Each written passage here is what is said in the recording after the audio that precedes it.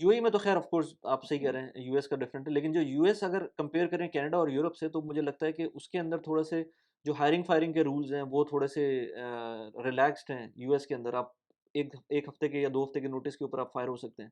लेकिन यूरोप में थोड़ा-सा मुश्किल होता है या कनाडा में थोड़ा-सा मुश्किल हाँ, होता है इस तरह से फायर यूएस में करना। ऐसा है कि वो आपको कुछ 2 हफ्ते की इनकम देके आपको फायर कर सकते हैं चाहे आपकी और परमानेंट जॉब हो, चाहे किसी चाहे किस्म की परमानेंट हो या कॉन्ट्रैक्ट हो। मैंने यूएस में फुल टाइम जॉब भी किया, कॉन्ट्रैक्ट जॉब भी किया।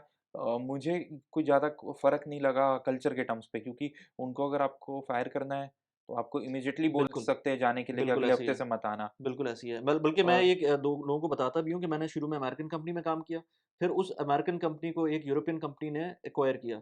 तो मुझे जो डिफरेंस लगा ना वो ये है कि मैं अमेरिकन में भी एज़ अ कॉन्ट्रैक्टर काम कर रहा था और यूरोपियन में भी मैं एज़ अ कॉन्ट्रैक्टर काम कर रहा था। लेकिन जो डिफरेंस मुझे लगा, जो अमेरिकन कंपनी थी वो कॉन्ट्रैक्टर और परमानेंट स्टाफ को बहुत इक्वल तरीके से डील कर रही थी।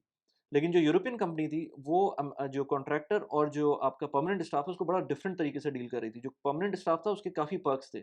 जो जो कॉन्ट्रैक्टर था उसकी इज़्ज़त नहीं थी उस तरह से, जो हुँ। यूरोपियन कंपनी थी। लेकिन अमेरिकन को मैंने देखा हर तरह से वो इक्वल ट्राई कर रही थी कि ठीक है नहीं, आपकी अमेरिकन कंपनीज़ में जो उनके लेबर लॉज़ है, वो सबके लिए सबके बराबर लिए है, बराबर है। हाँ, कल्चर सबके लिए बराबर है। हाँ।